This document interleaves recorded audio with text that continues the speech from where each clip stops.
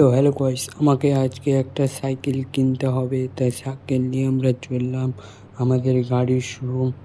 আমরা গাড়ির শোরুমে ভাই বেঁচে গেলাম। চলো, তবে ঘুরলাম, উঠে গিয়ে এই গাড়িটা দেখছো, এই গাড়িটা আমার তাই জন্য আমি এই গাড়িটাকে বারবার চেক করছি। তাই জন্য আমি মালিকের কাছে যাই, মালিক কোথায় আছে, ক্যারিয়ারে যাবো আমি এখন। দেখি, চলো। এ ভাই, এদিকে কেন করছিস রে ভাই? এইদিকে গ্যারেজ নয়, তাই জন্য মালিকের সঙ্গে আমরা একটু পরে মালিকের সাথে দেখাশোনা হয়ে আমি